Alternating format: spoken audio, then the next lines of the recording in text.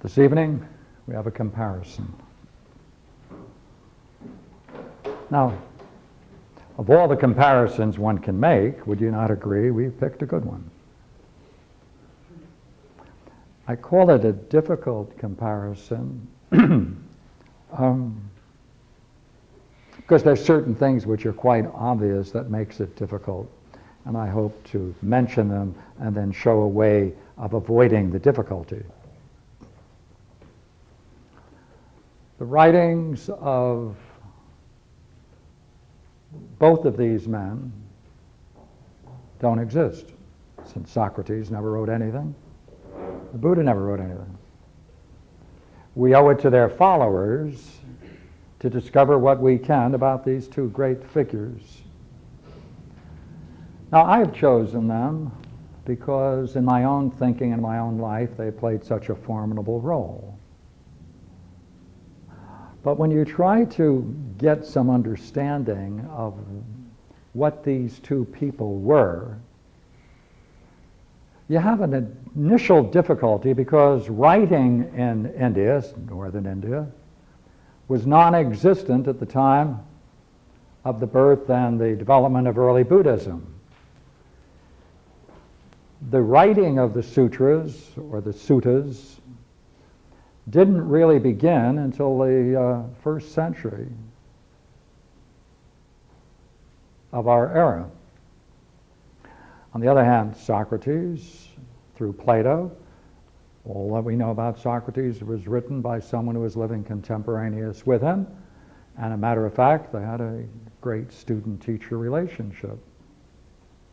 So therefore, we have that initial difficulty that we have a great deal of literary material on the one side that we can puzzle about, and on the other we don't. We have a oral tradition. Now, there are some great oral traditions. Certainly we know Homer is one of the greatest examples of a great oral tradition, where for hundreds of years people preserved intact the utterances of someone earlier, such as Homer, so it's not unusual that there's a vital and reliable oral tradition. But still, the kinds of things that we would normally look for to compare two people aren't present. Even the term isn't proper. This is really a title. It should be Gautama, which is his name.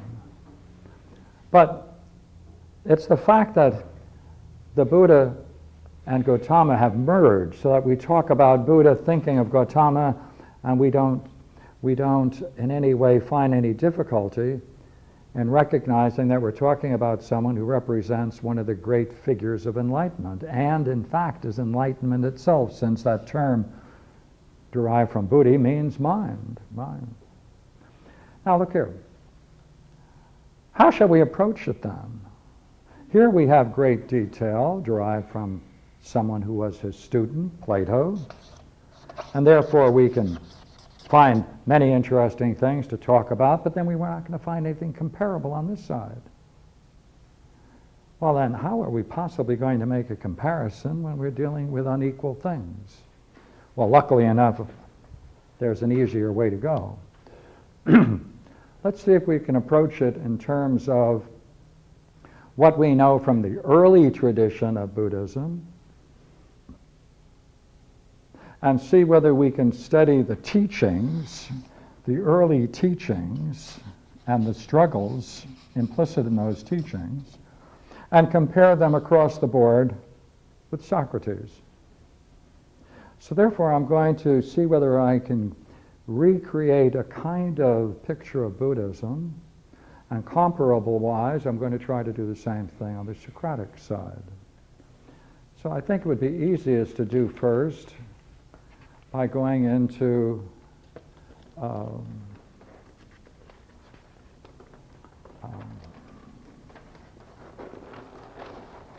Buddhism. Now, normally they talk about Hinayana, Mahayana, they use various names, Theravada. Well, in order to avoid that language, the Buddhism, early Buddhism, is really Nikaya or Agama. Now, what does that avoid? As you know, Maha means great. So if you say Mahayana Buddhism, you're talking about something that you consider to be great, and if you're going to contrast it with something else, it's going to be lesser. So this distinction, using the term Mahayana, Hinayana, should be avoided. And an easy way to do that is to talk about it in the Pali tradition or the Sanskrit tradition, and that separates it. Formally, it's called early Buddhism is called the Nikaya, which is really rooted in the canon of works called the Sarvastiveda system. And it's from that view that we're going to take a look at this curious thing that Gautama, or the Buddha, developed. Now,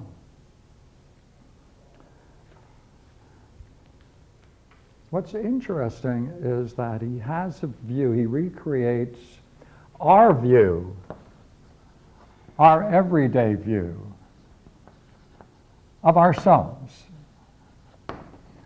And in his analysis of the human condition, he's really going to develop how he saw himself and what he emerged out of.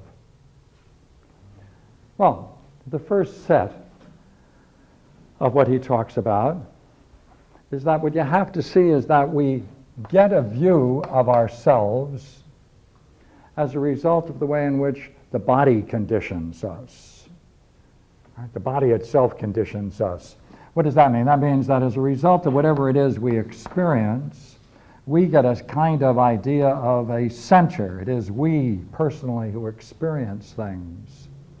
Sensations impinge upon us.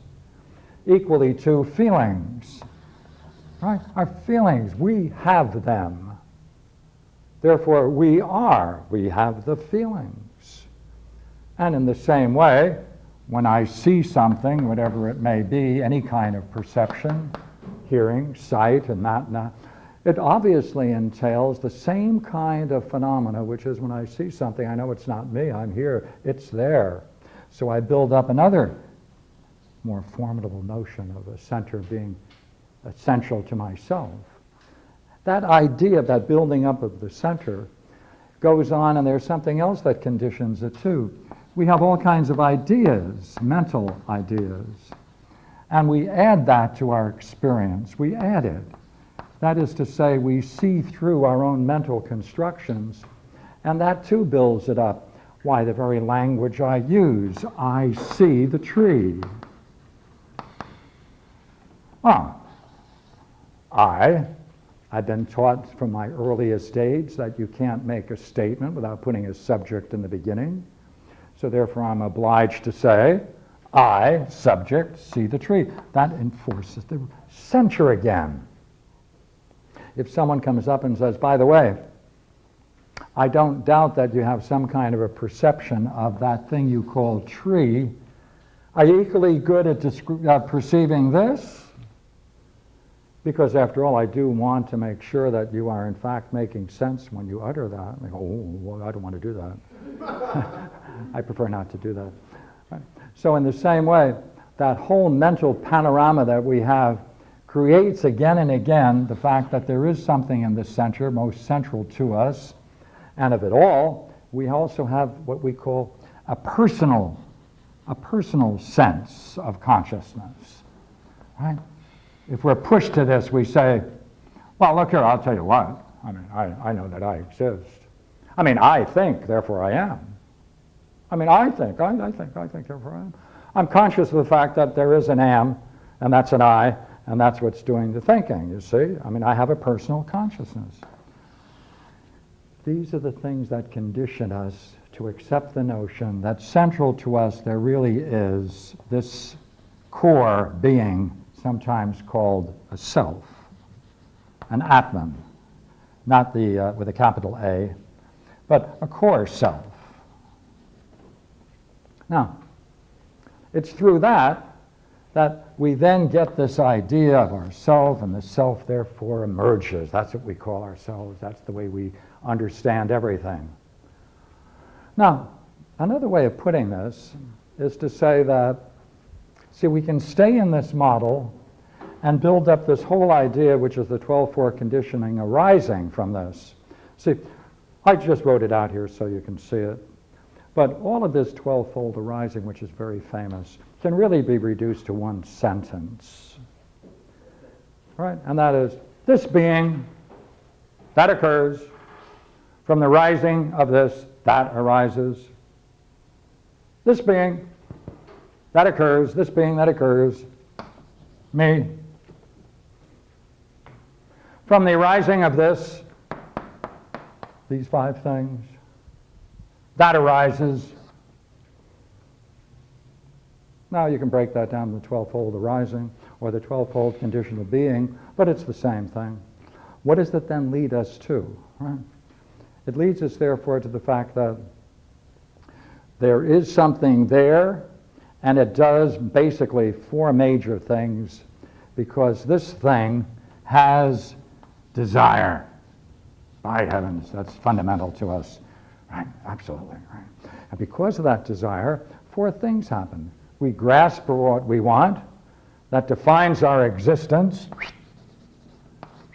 We grasp this, we grasp that, and as a result of that, we define our existence. We got that made, right? And it's because of that desire for existence that creates, in their game, the idea of one's birth, right?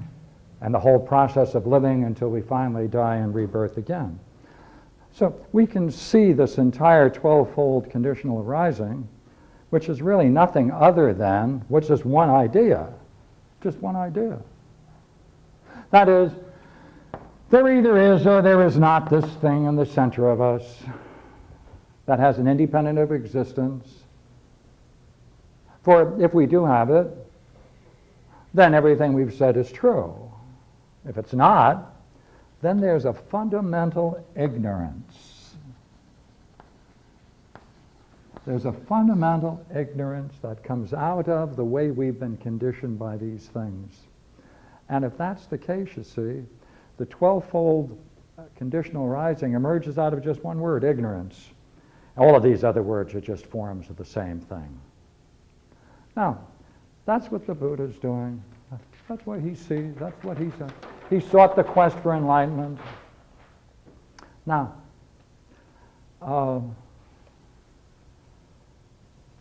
when I wrote this down, I wanted this to come first and the second, so I'm going to switch it for a moment, okay?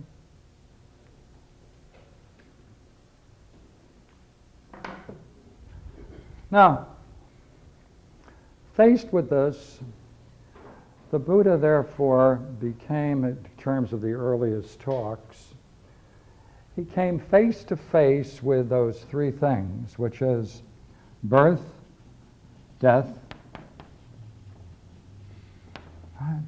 sickness or impermanence.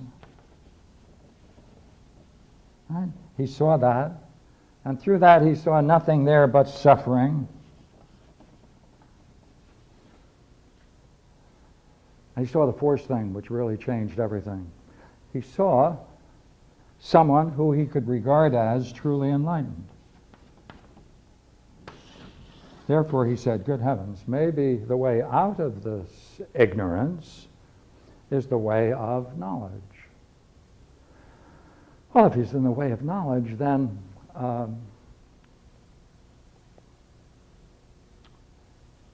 therefore what I must do is to try to become one of these people, one of these wise ones. And as we know, to become like that, he took the path of austerities, an ascetic. He became a profound meditator, and he lived, therefore, in an isolated manner, a wanderer, naked wanderer, living on handouts, and developed concentration. He developed meditation. Now, he had two great teachers, Kalyama and Ramaputta. These men were masters of meditation. They were masters of meditation, and there are 9 levels of this curious thing. And when he worked, therefore, with these ascetic masters, meditators, they were particularly skilled in what is called the 7th and 8th stage of meditation or concentration. They were very proficient. He learned from them. He learned from them that you can enter into this whole realm of meditation, and you can get into what is called the arupa stage, which is 4 stages. Rupa means form, arupa, formless or non-form. And the first is the great one, which is considered the sphere of an infinite experience of infinite space. Right. Next stage, which is the 6th, is the sense that there's an infinite consciousness extending throughout the entire sense of reality. Right. He went through those, and he mastered through Kalayama that basically there's a nothingness, a profound, infinite nothingness at the root of existence.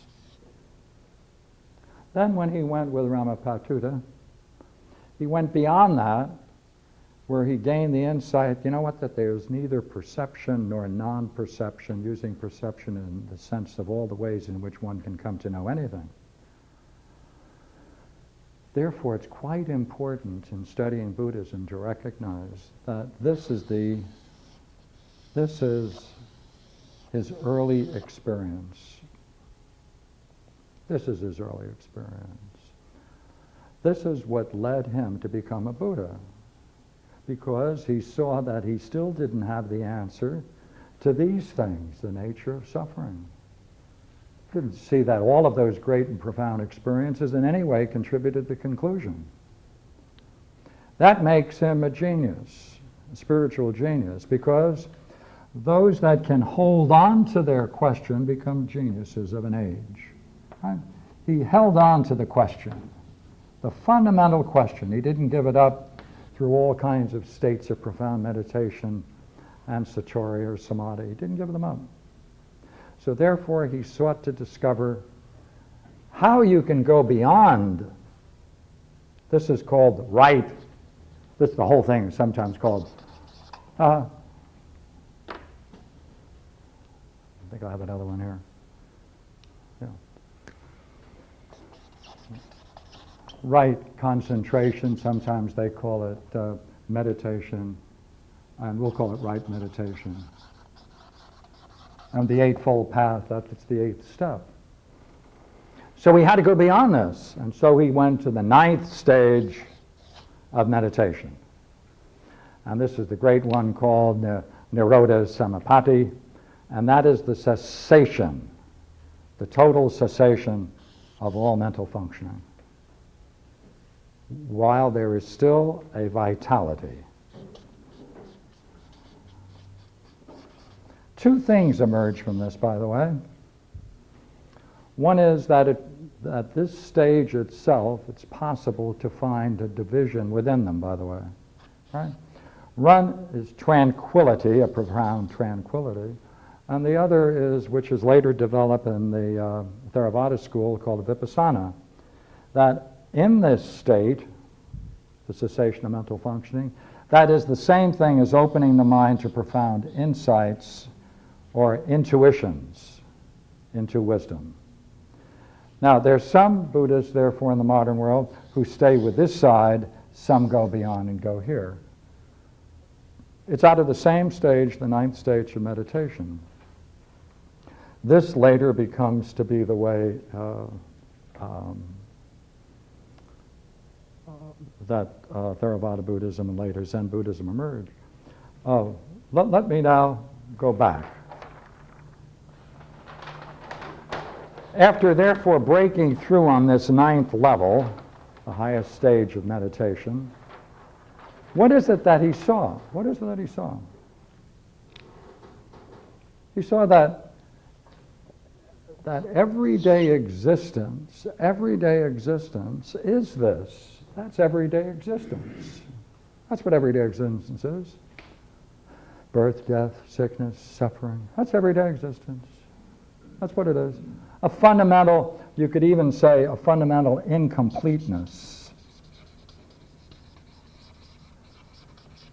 Now, usually the Sanskrit word they use for that, of course, is dukkha, and that admits of a wide range of translations. But it's a fundamental incompleteness about the very core of what we express as the realm of appearances. Right? So you either can say its everyday existence is incomplete, and since it's incomplete and we struggle in it, it produces this thing called suffering. And Buddha went through this 9th stage of meditation. He said, by heavens, you know what? There's a cause to that. Desire is the cause of that. Hey, you know what? This whole way in which we built up our everyday world, you know what produced that? Desire. Desire, the whole thing, that whole production is the result of just one thing. Desire is the cause of all of that. And you know what? If you can see that, that's the way out. That's nirvana. Nirvana literally means, vana is the senses, blowing out the senses. Right? Blowing out the senses, blowing out desire. If this whole production of ours is the result of our fundamental ignorance, well then if you can understand and perceive that ignorance directly, then you're out of it. You're out of it. That's the Four Noble Truths. Now to do it, is you know what you have to do? 8 things. And that's where the Buddhists get that great image of the wheel, 8 spokes. Now, I would say that many people have talked about right views and right thought, right speech, right action, right work, right effort. It's this last 2, right mindfulness and right concentration, which we also call meditation.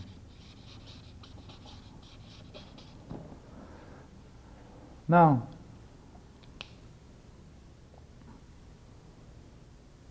this is something that he came to. Now, what is so interesting about that is this.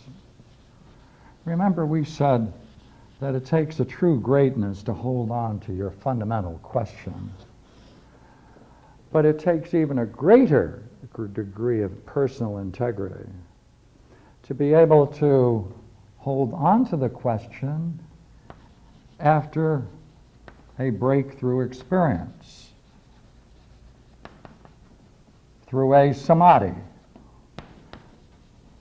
through an enlightenment experience, through an overwhelmingly powerful experience, through a crystal luminosity experience, however you put it.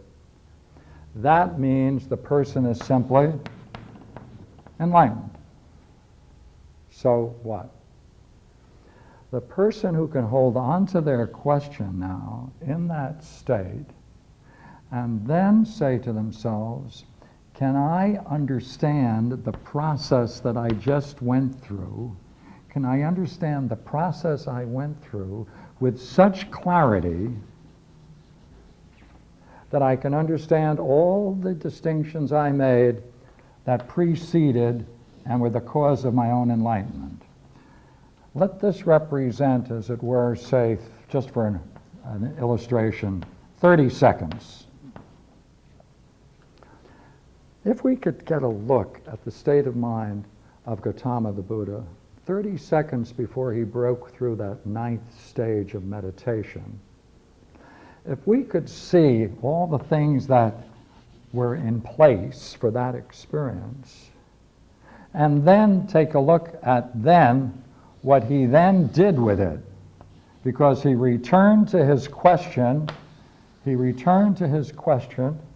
about the nature of this, to put into words with such clarity so that he could communicate this nature of this, because this is what he had to get out of in order to have the experience.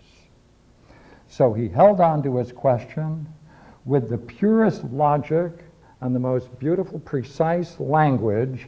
He was able to express the nature of his own ignorance, and therefore ignorance of man.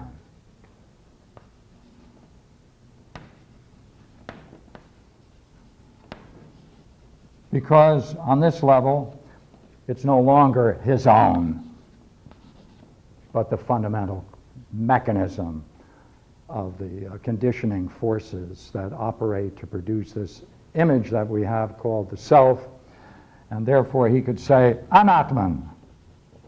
Anatman. No Atman, no self.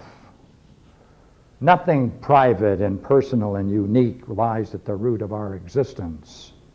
What is it then he was able to express and break through this? Four Noble Truths. That's what he did. Four Noble Truths. He said, this is it. Now, when you can express something with this clarity, other people can therefore understand it. Say it's clear. It admits of a great precision. And all they have to say then is, are you sure about how you can get there? Oh, yeah. Yeah, I'll lay it out for you. Oh, okay. I'll do it. I'll risk it. That becomes the spiritual seeker. And the Buddha was able to do that. And therefore he included the past experiences that he had. He didn't reject the old meditation and the meditators that he had, nor the way of life. He included it. He included it and added that ninth stage. Now, he came out with a very interesting basic, he went beyond this and said, look here, I just don't want to talk about the nature of ignorance. He said, what I'd like to show is that fundamental to our whole logical way of reasoning, fundamental to our logical, what is our logic? The way in which we rationally encounter the world, the fundamentals of the way in which we try to grasp our reality, ourselves and our reality, is basically 4 stages. It's a logic built up of 4 stages. And these are the only possibilities that we've been taught. And this is the Kachutkoti, or the 4 logical possibilities according to early Buddhism. That is to say, you can assert that something is, that it's not, that it's both it is and it is not, and neither is nor is it not. Buddhism came along, Gautama Buddha, and says, hey, I got news for you. It's all wrong. Fundamentally, that will not be able to be of any value when you're trying to work yourself through this problem. Therefore, the whole mechanism and the whole mental apparatus that we have in trying to anticipate and understand our experience is in principle rejected. That leaves the person, therefore, only with one thing. Well, I guess you have to take a look and see whether you can go to the 9th stage or not. Now, there was no writing in this period of time. Within 100 years or so, the great Emperor Asoka created a monument for Gautama, somewhere around 250 B.C. When did he live, by the way? Asoka? About 250. About 250 B.C.? Yeah. Buddha? No. No, that's See, right. there's a big problem with dating, you know. Okay. And let me tell you the problem with dating. It's always the same. There are different groups of scholars, and they vary from 500, actually 545, birth of Buddha, to 350. Now that's an enormous difference. Yeah, but it puts you in the ballpark. Oh yes, it's a pretty large ballpark. Okay. Yeah. The German school, the German scholars, often put him 350 BC. And because they want to bring it more forward for reasons which I don't understand, but they do. Well, I don't know. But I think the way to judge it might be to say, what thing do we have that's really in place? What we have is that they are monuments that were created in honor of the Buddha, we know, at 250 BC, right? What they call BCE, before the Common Era. How long would it take somebody to wake up to the fact that there was someone great living among them, who had an influence among a group of people that extended to such an extent that someone later, including an emperor, might sit around and inaugurate a piece of sculpting in his honor? So in that way you can get some idea of how far back you go. And I don't have any clue, by the way, how to make it more perfect, but that's the way I reason. Now, let's move for a moment, okay? Let's move to this, another one. Here in this beautiful picture, as you can see, is Socrates having his morning cappuccino.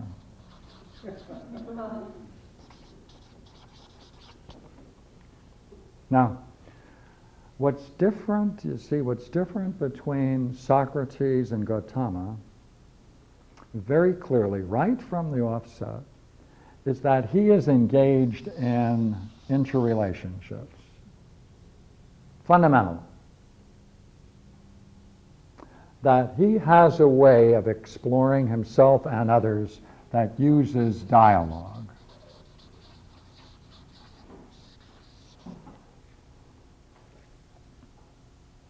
Both are into meditation, we know that. We know that Socrates went through some very profound meditations if we give evidence in the Symposium, which might be equivalent to a Mahasamadhi, where Alcibiades is describing Socrates standing in one spot for 24 hours, holding on to just one idea. And we have it also from the Phaedrus, Republic, and Symposium. Okay, now, we have something else. We also know that Socrates saw himself in a line of greats, of philosophers. He saw that he was just one in a long series. So he saw himself in a spiritual tradition. Now, one of the most remarkable things in history that has ever occurred is that, wouldn't it have been interesting if the Gautama Buddha had a Plato? Wouldn't it have been interesting if Jesus had a Plato? He had a Paul. And they're very different. Socrates woke up Plato. And through, therefore, the writings of Plato, we can get and recover an image of Socrates. We can also get it from Xenophon. We can also get it from some comedies that were written at his time. I think Plato, therefore, is doing something that will help us. While he was trying to grasp the nature of Socratic thought, he was really trying to express the philosopher as he saw him.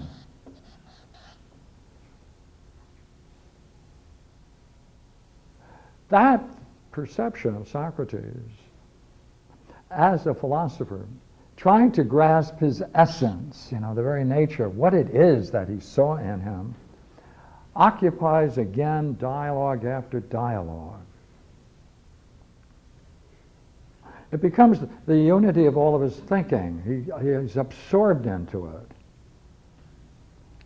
But what does a dialogue require? A dialogue requires, does it not, that you have to be willing to become the object of attention, exclusive attention of the other. Right? Engage in a dialogue with someone. To whatever degree that is genuine, you become the object of their exclusive attention, concern. Right? You know that if you're the object of a dialogue, that you are required to try to come up with the best that's in you. Under questioning, right, the skill of the Socratic questioning is to help that process emerge. Therefore, there must be trust involved. But the kind of trust that's occupying in Socrates is not academic. By that I mean, he encounters people where they live. He encounters them in the agora, in the marketplace. He's bringing whatever he is into the marketplace, and he's both engaging himself through this curious thing called dialogue. That dialogue for him is a duty, for he received from what we know from the Apology, the duty to be a philosopher, which he says is from God himself, to become a philosopher and to go around and question himself and others. Therefore, there's a very high, let's call it now, a spiritual occupation. I mean, what better boss would you want, right, than to have God for your boss, right? I mean, He says, I wouldn't give up my post on Podadiah when I was being commanded by my commanding officers to hold on to a post. He said, now that I've been commanded by God to be a philosopher, I dare say, he said, I'm not going to give up my position as a philosopher. He said, how foolish that would be. So therefore, he enters the realm of the spiritual through dialogue, through questioning. And what does he question? What does he do to us? In all of the dialogues, we can bring it down to a few things. He wants to know about the nature of excellence. Excellence. He wants to know about excellence. See, that's a Buddha question. Right? How is that similar? How is the quest for excellence the same as this ninth category? See, he went beyond all categories. He went beyond all categories, which means he had to get out of all conditioning. That's the way he calls it, the 5 conditionings. He had to get out of all of that conditioning factors, to put them aside and enter into and participate in the nature of reality, presumably bringing someone along with him so he can check on his own reasoning as well as on the other in a spirit of sincerity. Why does he do that?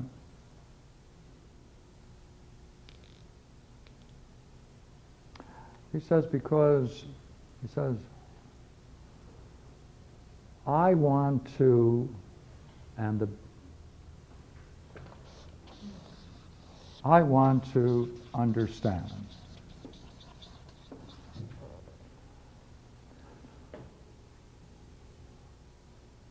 I want to understand. Among the Eightfold Path, there's no understanding. It's not understanding. He says, I want to understand. Now, what is it that he wants to understand?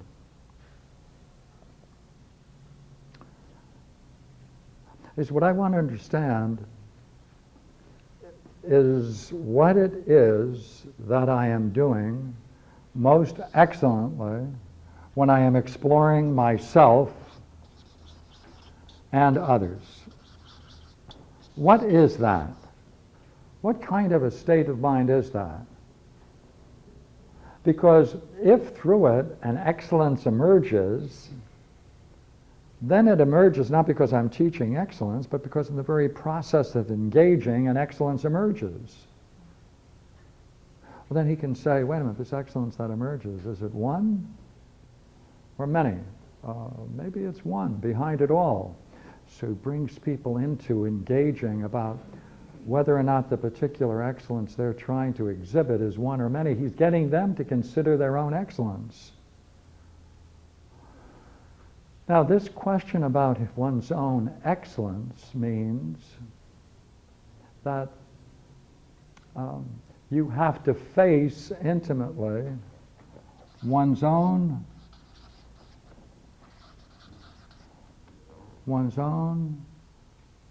fundamental ignorance.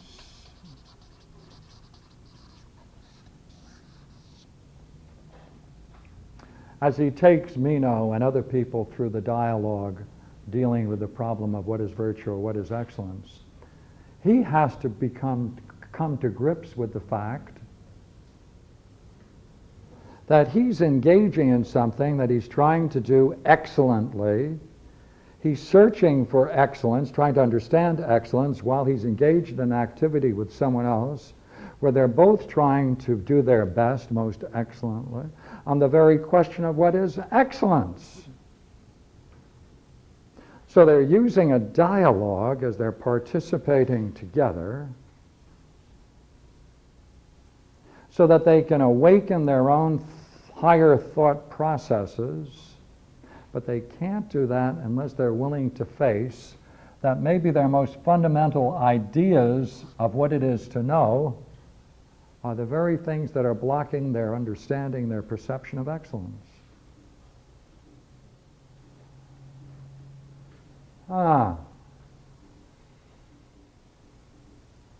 That's the same thing as the conditioned arising of mental functions. Same thing. Now, why is he doing that? He has one assumption.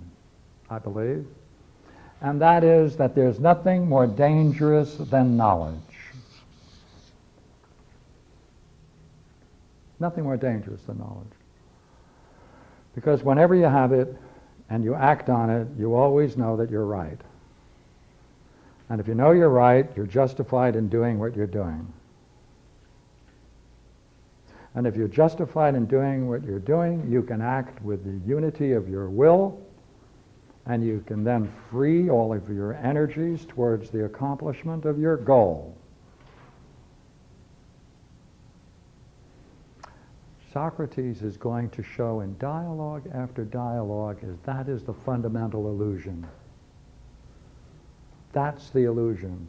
Because in every dialogue, Socrates is going to say that there is a whole set of key terms: knowledge, understanding, love, beauty, all of the great words, excellence, justice, fairness, temperance, courage, all of these words which we always use. And he's going to show in one way after another that all of these terms can only be used properly, when they are applied in the realm of the highest vision of reality. And when they are not, all of these words then are nothing other than ways in which we justify our own efforts to do this and do that and to create an image of ourselves. Why does he do that? Because he goes to the next step. He says, you know what? Since I can say that, this is really what knowledge is, being able to know how to use these terms in respect to this highest vision. Any other idea of knowledge is absurd. If you reach this kind of knowledge, he's going to say, there's no difference, therefore, between knowing and willing, for no one does wrong knowingly. There's no tension between will and knowledge, so long as you understand that it's this kind of knowledge that he's talking about. Now, this other kind of knowledge, he calls it a slave. He said that, you know what, he said, whatever kind of knowledge, let's call this the common knowledge. He said, common knowledge, whatever it might be, is like a slave. It lets itself be dragged about by other states of mind, and for other purposes.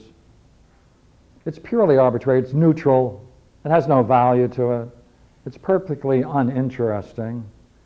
That is to say, you know, as we know so well today, we can train our people to develop all kinds of techniques, to master all kinds of weapons of destruction, and the people who do it can go home and have a cup of coffee and listen to a Beethoven quartet after it's over and enjoy all kinds of aesthetic states of mind. That is to say, our view of knowledge is necessarily, right, indifferent to value. It is neutral. It is, as they call it, it's indifferent or neutral in value. It's neither right nor wrong. And all you have to do is possess it, use it, feel justified in your use of it. And Socrates is engaging person after person saying, excuse me, these words you're using, I'll show you, don't make any sense whatsoever. The way you understand these terms, as a matter of fact, let's go back now, the way you've been using these terms condition you to be what you are. This is conditional rising in Platonic universe.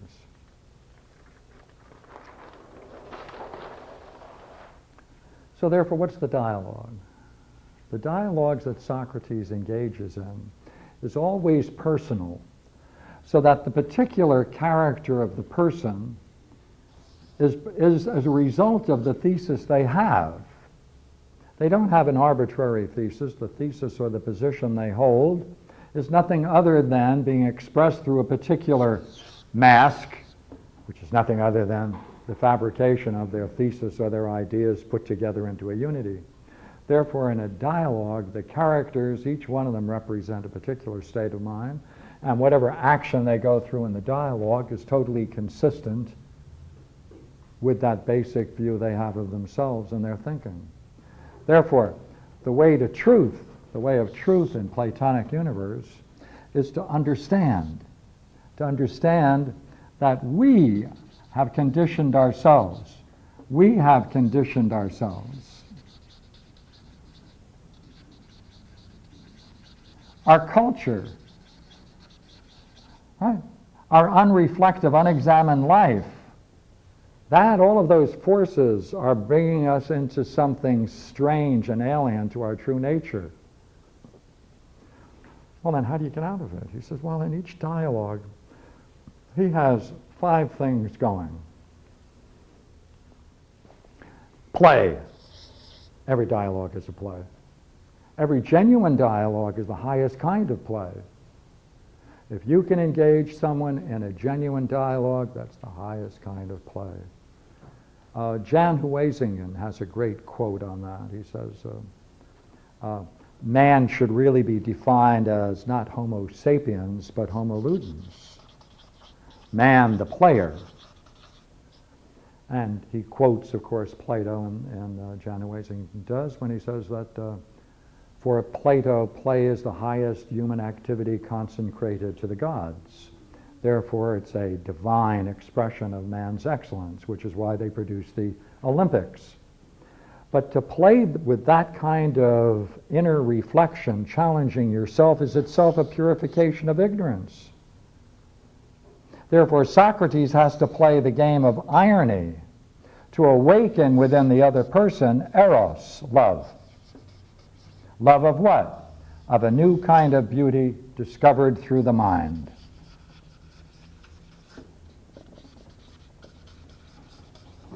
For the mind alone can see pure beauty, nothing else can, according to Plato. And the way, therefore, to that penetrating vision into the nature of ultimate reality as beauty itself, which he calls the perfection of beauty. Right? Great, beautiful image, isn't it? Perfection of beauty. Is through a training of the mind, the dialectic. Now, few people get to this level of Platonic thought because we don't need it in our everyday world or even most of our intellectual activities. Because it's the special kind of very disciplined reasoning that can go from beauty itself, to the very fundamental notion, the good. To go from an experience of ultimate reality as a unitary vision to the good presupposes you have mastered and have known how to participate in a very strenuous dialectic, because the very assumptions you're going to be making about your experience of beauty itself or the nature of ultimate reality must be examined carefully in such a way that it can open the mind to something that's beyond knowledge, totally beyond knowledge and beyond essence and truth itself, to reach the good.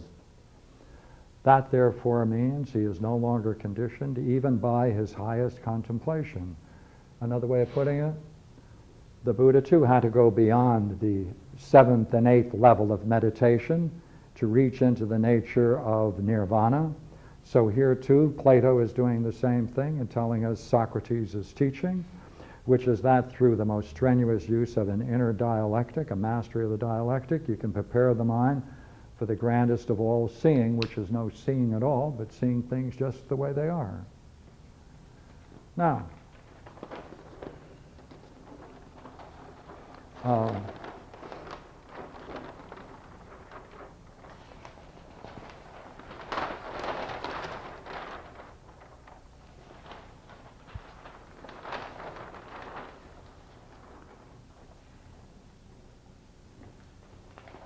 so I would like to say, going back now, that it's difficult, to make a comparison between Gautama and Socrates. And yet, what's most important for me personally is that these two figures have the same curious kind of what has been called numinosity, right? Not luminosity, numinosity. Someone existed way back before there were any kinds of recording devices, even writing. And they were able to be themselves so well and so perfectly, simply being what they are, that numinosity, that sense of reality in them, spread through the ages. So now the very mention of the term anywhere awakens a curious thing.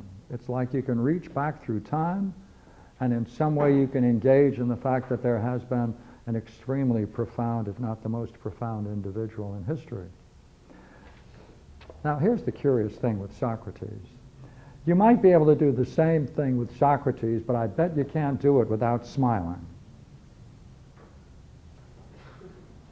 There's something funny about Socrates. Right? I mean, you can't put nickels in his head like you do in a Buddha statue, you know? There is something funny about Socrates. There's something comic about him. Nietzsche saw this. Everyone who reads Socrates knows, man, it's comic. There's something that is comic, and yet he led a tragic life in that sense of his ending. But he went beyond both tragedy and comedy, and he emerges as an archetypal figure that is very curious, because this archetypal figure of Socrates requires Plato. And therefore you have a curious archetypal figure that always combines two in dialogue. And yet, from my reflections, I think they are comparable on the highest level of their vision. And I wanted to share that with you this evening. Thank you for letting me take you through it. Always like talking about it. So let me throw it open and we can go somewhere else with it. I had a bunch of quotes, but I'm not going to use them. Yes, you were thinking? Actually, I'm curious as to the purification that you see that comes about and the achievement of excellence that you see comes about in the process of the dialogue. Can you describe a bit more on how you see that as happening?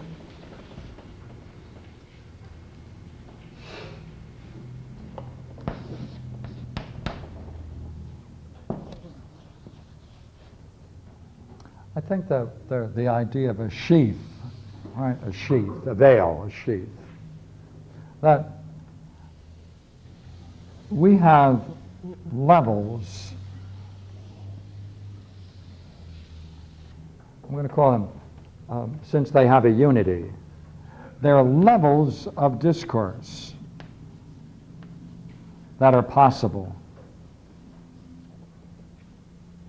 when we engage with someone where we recognize it's essential to ourselves that we speak with the utmost integrity and sincerity, right? Okay, then the first, the superficial, we would like to cut through as much as we can. But they condition us too, don't they? Right? These views we have, this manner and the style that we have when we go out in the everyday world, that conditions us so that we have to put that aside some way. We can say that might be the mask, the first wave of the mask. Right?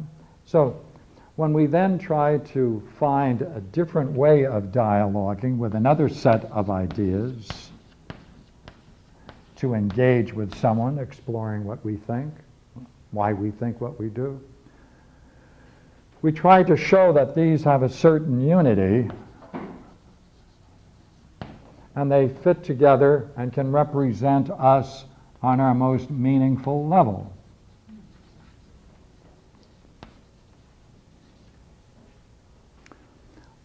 We always find that there's some of these ideas that we're going to link together, because ideas link themselves together like in a mosaic or like in a musical piece. Different patterns fit together, and we have discordant ideas, etc. And so we're then going to have to face the fact that there are a couple of these things while we thought we knew, we didn't. And therefore we now have to engage ourselves on what are the implications of not fully understanding one of these key ideas that is so important to me. When that takes place, often the whole structure falls into question. At that moment, if it falls into question, we have to face the experience of not knowing. We know we're stepping into a realm where, uh-oh, I may not know what I think I know, right? So you're stepping into the experience of not knowing. And to persist takes an unusual kind of courage and integrity to words that you have to call upon to then go into the next level. This next level, each one of these ideas, then you have to see its necessity, and you're now creating a much more interesting pattern that really is forged out of your experience with dialogue. That purifies, going back to your question, that is a purification. Because using Buddhist terminology, all of this is conditional arising. And we're willing to suspend it and enter into with someone who, because it presupposes some kind of trust. And then we have to trust ourselves. So in that respect, we then have to enter into trust. We have to have a degree of courage. We have to call upon our own intuition to try to help us. Right? And we have to stay level-headed through the whole thing. Right? Have to be fair both to the terms we use and the other person. Right? We have to, in the hope that we're trying to reach, is some fundamental view, which we might call wisdom. Right? Some kind of fundamental view we might call wisdom. And we have to be willing to return to it again and again and again as a meditation. There are very few activities in human experience where all of those qualities emerge in any one experience. You may say to someone in sports or in war or anything else, say, can you have all of those running on the high level? Oh yes, in chess. No. Tennis? Bridge. In what? See, only the most important interrelationships. Love, human understanding. So therefore, as you emerge into the need for these things, you're entering into a more interesting total relationship. And the person who brought into the world the whole art of dialogue is Plato and Socrates. Just as the whole art of contemplation emerged with Buddhism. Because Buddhism used two things, not just meditation, which was already there, but he brought to it an understanding of what he went through and what he saw as a consequence of it. So he brought understanding with him, as well as that. Here, purely understanding, but it ends up into a contemplative state. So they both have similar features. Understanding, need for contemplation, need for contemplation. Gee, that was a long time to answer a simple question. I'll have to watch that. I kind of, as you're describing Buddha, there is no talk by him of what I would call God. I'm not talking about God in the sense of Christianity or... Yeah. You know, there is a, when somebody breaks through to the other dimension, which is, I consider to be an energy dimension, an energy of consciousness. When you break through, it is such a wild world because it is so possessive and inflationary. That's where the unconscious is. Whereas Carl Jung said, there's also a shadow or a dark side to it. There's no mention of that in Buddha at all. No. Or no mention of that in Socrates, like not they in Socrates missed either. something. Yeah. It's all mental. That's right. Jung never studied Plato. Well, I don't care whether he never studied Plato or He not. should have. He should have. Well, fine, but other people have not studied Jung in the right way, in the same way he didn't study Plato. He studied other people. But Does that mean because he didn't study Plato that there's no other world to conceive? There is no shadow, there is no darker side to another dimension of some kind? Is that what you're saying? That's right. There's no demonic in Plato or Socrates. That's right. Yeah, but it doesn't mean that there isn't any in life. Oh, in life. Yes. Okay, Oh, in life. listen, Okay. I'd be the first to sign that petition. Okay, all right. Okay. Yes, there certainly is in life a great Well, I know, deal. but they don't seem to address that as part of their. I mean, that's my point, I guess. They don't seem to address that particular part of life. Very much. Perhaps, but in the Platonic world, he was able to define with great precision the most unjust man, which is the tyrant, the pure evil in that sense, the demonic, without having, of course, the theoretical underpinnings of the demonic. If we agree that demonic usually means that there's a fundamental antagonism at the basis of reality between good and evil. Well, I don't necessarily. And I'm saying that's Zoroastrianism, Judaism, Christianity, and it doesn't enter into Platonic. Okay, It doesn't enter into the Platonic Okay. world. But in the everyday world, the personification of the most unjust man is the tyrant, and that's the whole subject of the Republic. How he comes into being. He has to show both. You see, in Plato's Republic, you take all of this together.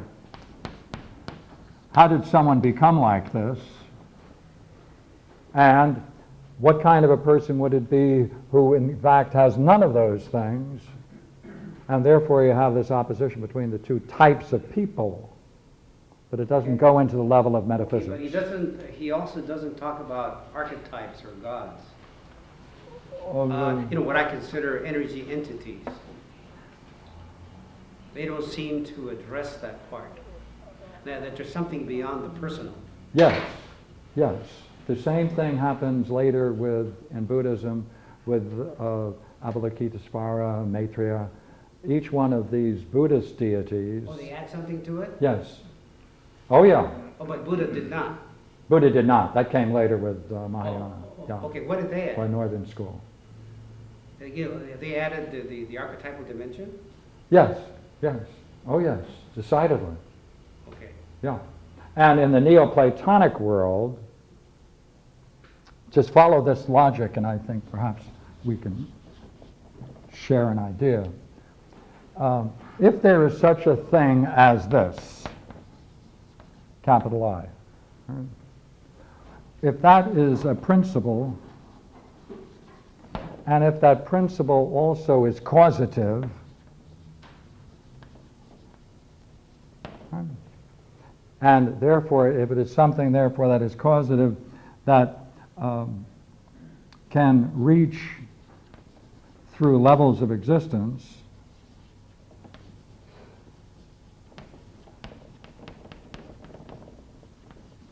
and if this particular idea that we're talking about can be then personified, then in the Platonic, Neoplatonic world, it becomes a god or goddess. Well, don't they say that Jung actually used the word archetype? It was connected to Plato's ideas or forms. I mean, that's what I've read in various books, that Jung did. His archetypal idea really was related to Plato. Well, I think that is certainly true, but in his introduction to the Tibetan Book of the Dead, he says that the controlling idea that he had for archetypes came out of the Tibetan Book of the Dead when he studied the peaceful and the wrathful deities. That's where he got the polar opposites. Oh, I know, but he also found it in other stuff. If you read him more thoroughly, you'll see where he talks about all kinds of stuff. He was a very scholarly man. Yes, but okay. Yeah, I'm just pointing out that okay. in his earlier work where he made a commentary on. I've read this into. Okay. Listen, anyone who's written close to 40 volumes, you certainly can have fun quoting him. You can go anywhere you want. And he's just a prolific and very interesting author, which is certainly worth getting people together who are experts in this field. Question? Is this what's considered Sure. is this what's considered idealism? I mean, is that the No. idealistic? No. No. That's a misuse of the term, actually. You see, in the Platonic realm, see, the word idea is such a terrible word. It's a Greek word, idea. It's a Greek word. It really means to behold. Now, for Plato, these fundamental fit like this.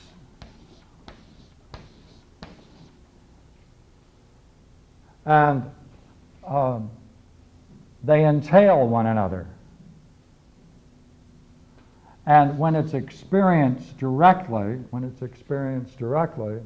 it is an overwhelming experience of beauty itself.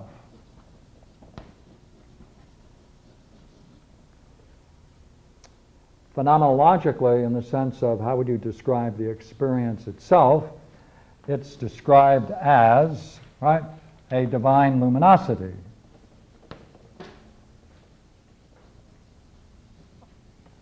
All right, that's the way, the impact, right? That's what you call it. When you reflect upon it, you say, good heavens, that has a vitality, same as in Buddhism, right? Has a vitality. Hey, you know what? It's a mind. It's mind. Mind itself. Or intellect itself. Use the better word, intellect. And it's into the very nature of what reality is. And I can make these distinctions on reflection. On reflection, I can make distinction. I can say,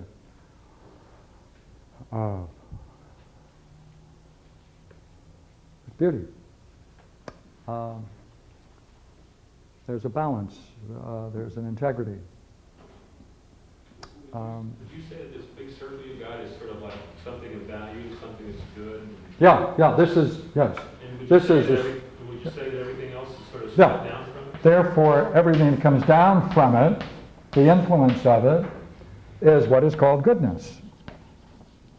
So everything then that's flowed down is sort of lollipop squeaky clean then?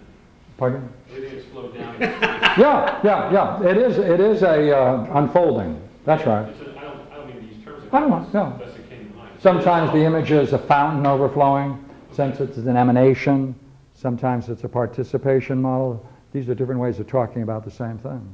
So the negative states of existence wouldn't flow down out of that. The negative states of existence?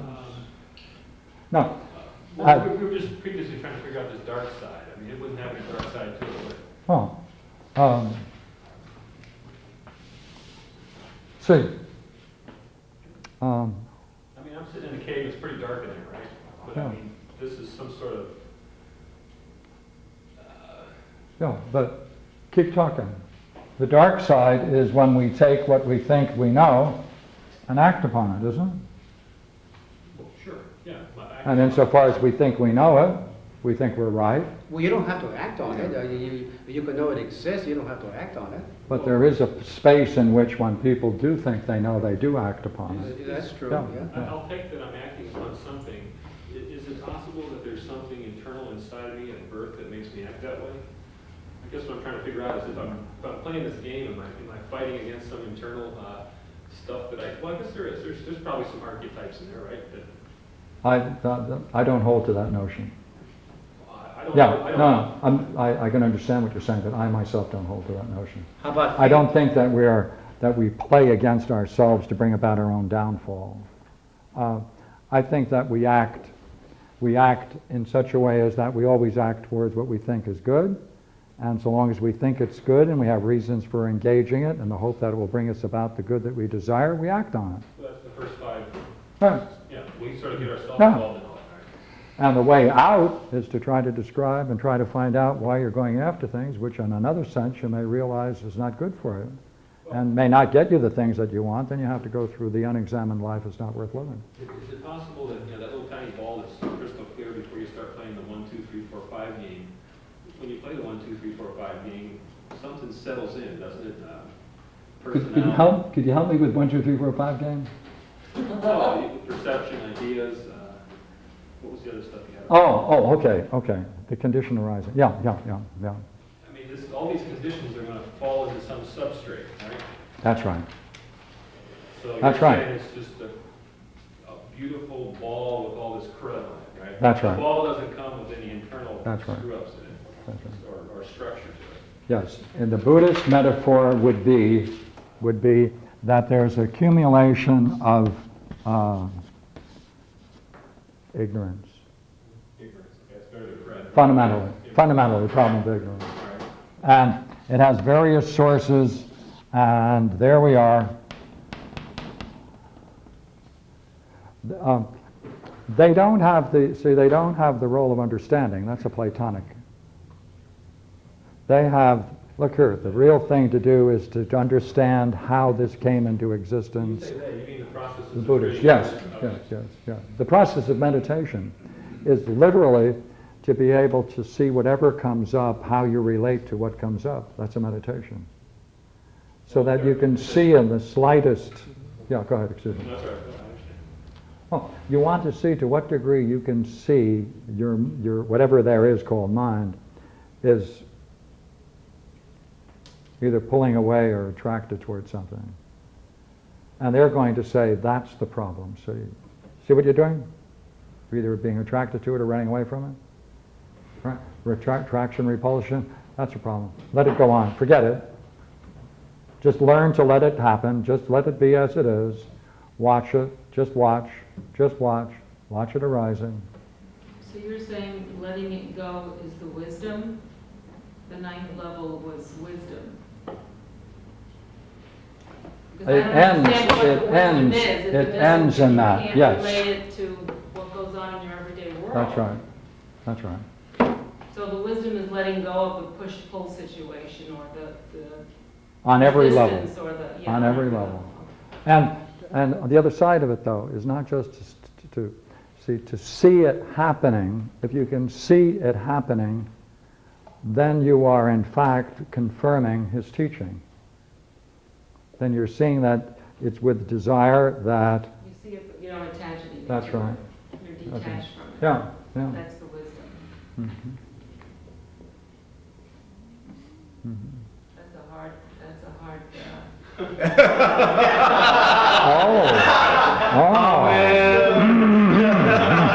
Amen. You are so right. Ow. Yeah. Yeah. And you better not get any satisfaction in doing it either. Not even remotely, or you're attached to your seeing. Yeah. You know, there was another Greek philosopher that lived a few years before Socrates. His name was Heraclitus. He was quite well known. And he had a little saying that is quoted in Jungian works. Fate is character, character is fate. Heraclitus said that around 500 BC. That gives you another little equation to the thing. That's right. That you're born with That's character or fate. And that has, in our present day thinking, that would be called genetics or the archaic structure of the body. That has a pull in it that is more or less instinctual and or unconscious, and therefore it would be driving you to a certain extent. One of the great riddles, and it's certainly a major riddle, is how do we account for the differences that we all have from one another? Right? Did you come in with it? Did you pick it up at the moment you were born? Is it genetic, or et cetera? Where is all of this inheritance that you came along with, and whether you need to hypothesize another realm in order to justify your conclusion brings you to the idea of reincarnation, or genetics, or chemistry, or biochemistry. Something. Therapy question. I just want to All right, sure. calibration here. Therapist says you've got these reactions. There's some deep. Therapist says, well, I found some reactions I've got, right, to certain events. All right. You seem puzzled. You know what a reaction is? I think someone is saying that there's a cause and effect, and you respond to something automatically. Is that what they want to say? That's what they're saying. Yeah. So they say that there's conditions on the response. Yeah. That bring them about. Yeah.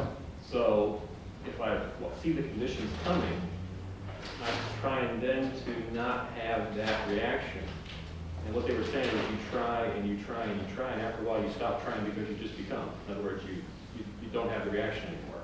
But I think what you're saying this is Extinction of a but you're saying more than that. You're saying Yeah. just every ordinary experiences which aren't reactive are That's right. clouds. That's the Buddhist experience. That's right. Okay. That's right.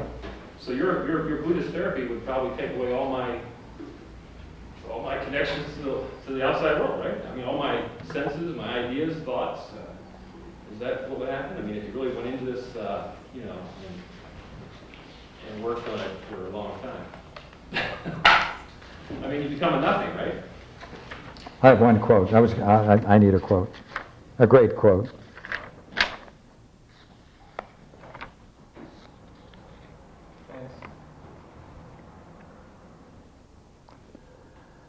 The monk who has attained sana vatyata nirodha, the highest, his bodily activities, verbal activities, mental activities have all stopped, have subsided, but his vitality is not destroyed. His body heat is not allied. His senses are purified.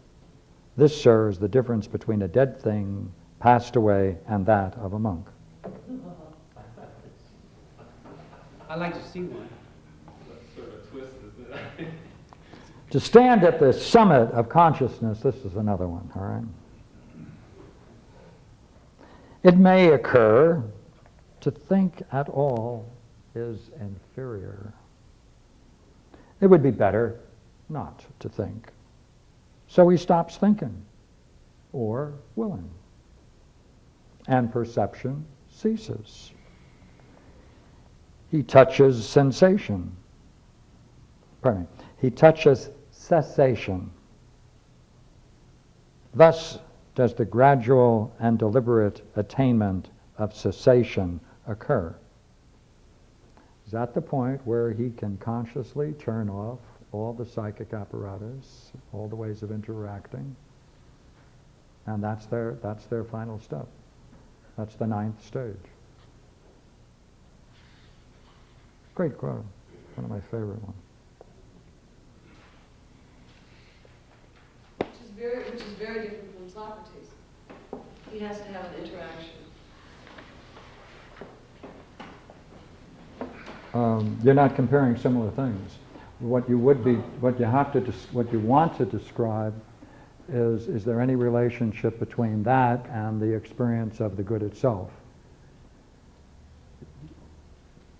But that's a different way of comparing. Right. You want to compare comparables.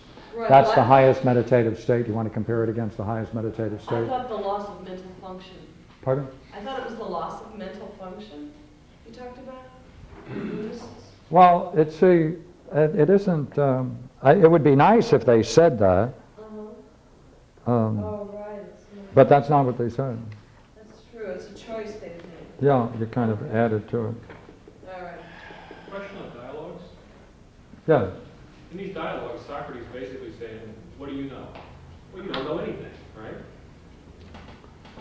I mean, not that blunt, but I mean, they go through this big discourse and dialectic, and finally the guy goes, yeah, you're right, I don't know anything. The guy just, Socrates basically... No, he would then say, must be some interesting state you're in to know that you don't know. Mm-hmm. What kind of knowing is that? It's not knowing. You mean there's a kind of knowing which is not knowing? Sure. Oh, what other marks does it have? Excuse me? What other marks does it have? See, watch, go ahead. Yeah. Oh, I don't know. Well, look, you undoubtedly are familiar with that state, like right now. Right? So, hey, do you know that you don't know? Yeah, I know. Oh, is that dull? Bored? Ordinary. Ordinary, yeah. Ordinary. Ordinary in the sense that you could fall asleep. It's so ordinary, like. Oh, yeah, I fall asleep here all the time. Yeah. In that state No. Oh no. Then tell me what's different between that and that ordinary state where you're likely to just slip off into a doze. When I'm in a doze, I don't know either. What? It's more profound now. More profound. Yeah. Dull? No, you said profound. Okay. I'd be interested if you could put more words on that state of mind when you realize, hey, I know that I don't know. The point I was trying to get to Oh. isn't all I see in the dialogues is Socrates is trying to get somebody to realize they don't know over and over and over again. But where does all that lead? I mean, Yes, that's true. See, there are different kinds of dialogues, and the ones you're talking about, you're quite right. He also, in the Republic, goes on to the quest of knowledge. The quest of knowledge, you see, if we can just stay with where you are just at the moment, maybe I can push you a step further. There's something interesting to realize that you don't know, isn't it? When you have to say, I don't know. Is that true? I don't. Well, I know. Yeah, I know I don't know. Yeah. You know that you don't know. I can't stop my thinking. I can't stop my perceptions. I can't become an enlightened lump right now. I mean, I'm not. I mean, the guy who we were just talking about earlier, he's sitting there with just a heartbeat. That's it. Mm-hmm. No perception. Mm-hmm. No outside. This guy's like a vegetable. So the point you're on is a really great one. The point you're on is a great one. Let me put it in another way. If you get a description of the ninth stage, a person could say, that's very commendable for a rock. No, it's not at all. See, therefore, the person has to make a distinction between the rock and enlightenment. And that's where you're now getting into something much more You interesting. become one-pointed, that's all. Ekagrata, it has to go beyond one-pointed. That's the eighth stage, yeah. The information's there, but you're just detached. I mean, the not knowing, it's not that you don't really know, your brain has it, but you're detached from all the things that, the senses. Finish it. And if one is no longer attached, one can then do. That's where the wisdom comes in. That's where the natural wisdom comes. Yeah. Because then whatever you're doing, you're not doing it on the basis of anything that's been conditioning you to be anything, this or that. But that's what they sometimes call wu wei, or being that the way things are. Yeah. There's another famous quote of in Buddhism that carries this as well in the early teachings, which is the purification of one's mind is the whole study and the essence of Buddhism. So it's in that sense the purification of the mind. From that point, then you can be, right, in that sense of non-condition. Yeah. Yeah. Yeah. Okay. Thank you very much. Thank you. Thank you. Thank you.